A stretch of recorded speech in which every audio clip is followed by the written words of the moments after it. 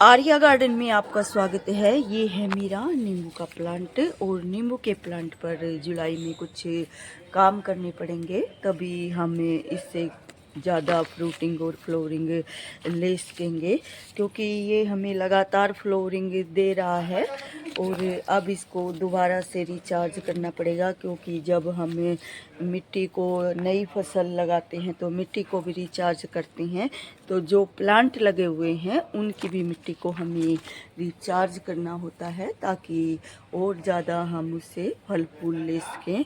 क्योंकि ये लगातार फ्लोरिंग फ्रूटिंग कर रहा है, तो अब इसको और एनर्जी की ज़रूरत है। ये देखिए अंदर भी बहुत सारे लगे हुए हैं।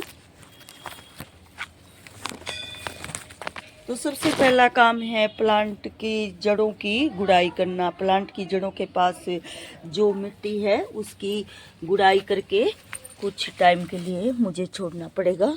तो मैं इसके लिए ले आई हूँ ये खुरपी। कम से कम मैं 2 फुट की गहराई तक इसकी मिट्टी एक बार सारी बाहर निकाल दूँगी यहाँ से, ऐसे करके। तो जो भी इसमें फंगस वगैरह कुछ लगने के चांस रहते हैं तो वो निकल जाएगी, फंगस धूप के कारण। और कम से कम मैं इसको 1 वीक के लिए ऐसे ही छोड़ दूंगी सूखने के लिए। तो ऐसे ऐसे करके जो भी है 2 फुट तक चारों ओर से मैं इसके मिट्टी बाहर कर दूंगी। मिट्टी को सुखाना बहुत ज़रूरी होता है। बरसात आने वाली है, नहीं तो प्लांट की जड़ों में पानी जमा हो जाएगा और फिर प्लांट के मरने के चांस बन जाते हैं। रूट रोट वगैरह, यानी कि वो जो गांठें वगैरह होती हैं वो बन जाती हैं। तो उसके लिए गुड़ाई करना, मिट्टी को सुखाना बहुत ज़रूरी है। और नेक्स्ट काम है, जिन ब्रांचेज पर फूल फल नहीं लग रही हैं और या ज़्यादा जो ब्रांचेज बढ़ गई हैं उन ब्रांचेज को हमें कट करना होगा। तो मेरे प्लांट पर अभी तो मुझे बहुत कम दिखाई दे रही हैं ऐसी शाखाएं, या जो शाखाएं सूख गई हैं तो उनको हमें कट करना पड़ेगा। मुझे तो अब हर ब्रांचेज पर इसके अभी फल फूल दिख रहे हैं। ये देखिए कोई भी ऐसी ब्रांच नहीं दिखाई दे रही। फिर भी मैं जो भी इसकी कटनी छटनी होगी मैं उसको करूँगी, ताकि ये और ब्रांचेज निकाल सके और ज़्यादा हमें रूटिंग दे सके। तो ये देखिए यहाँ से मैंने कलम लगाने के लिए यहाँ से कट की थी और तुरंत इसने अपना नया ब्रांच निकालना शुरू कर दिया है। 2 ब्रांचेज यहाँ से निकल चुकी हैं। ऐसे हमें इसकी कटाई छटाई करनी पड़ेगी, ताकि ये और ज़्यादा फैल सके और ज़्यादा इसकी कैपेसिटी बन सके फ्रूटिंग देने के लिए।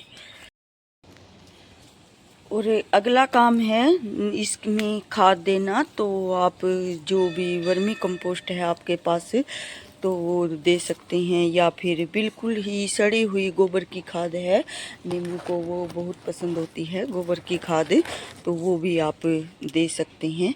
तो बिल्कुल सड़ी हुई देनी पड़ेगी। अगर आपके पास कच्ची खाद है, पीली पीली सी खाद है, जो कच्ची खाद होती है वो नहीं दे सकते आप। नहीं तो प्लांट के साथ में और भी जो कच्ची खाद देते हैं हम उसमें तो फंगस भी लग जाती है प्लांट में, और फिर उसके आसपास बहुत सारे ऐसे अनावश्यक प्लांट निकल आते हैं गोबर की खाद में से, तो वो प्लांट के लिए सही नहीं रहता। तो आप सड़ी हुई गोबर की खाद इसमें दे सकते हैं प्लांट की कैपेसिटी के अनुसार। तो मैं तो कम से कम इसमें 2 किलो के आसपास गोबर की खाद बिछा दूंगी मिट्टी को सूखने के बाद। तो जैसे जैसे बारिश पड़ती जाएगी तो नीचे खाद होती जाएगी, अपने आप नीचे चली जाएगी। तो इस तरह से हम ज़्यादा फ्रूटिंग लेते हैं प्लांट से।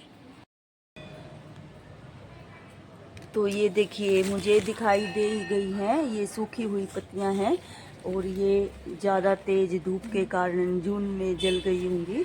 ज़्यादा तेज़ धूप होती है जून में, तो अब इन सबको मुझे हटाना पड़ेगा ताकि मेरा प्लांट सेफ रहे। क्योंकि यहाँ पर ग्रीन नेट नहीं लगा सकते हम नींबू के ऊपर ग्रीन नेट नहीं लगाना चाहिए। तो बाकी तो लगा रखा था, इसके ऊपर छोड़ रखा था, तो यहाँ से पत्तियाँ झुलस गई हैं, तो इन सबको मुझे हटाना होगा। आप प्याज को पीसना नहीं चाहते तो आप इनको काट करके भी भिगो कर छोड़ दें रात भर के लिए, और जो पानी बचता है उस पानी में आप छान करके उस पानी में कुछ पानी मिला करके अपने प्लांट की कैपेसिटी के अनुसार आप दे सकते हो। क्योंकि प्याज में सल्फर होता है, जो सल्फर प्लांट में न केवल फूल लाने में सहायक होता है, बल्कि जो फल बनने से रह जाते हैं, यानी कि झड़ जाते हैं जो फ्लावर्स, तो उनको ड्रॉप होने में भी ये सहायता करता है। तो प्याज का फर्टिलाइज़र आप डाल कर देखिए।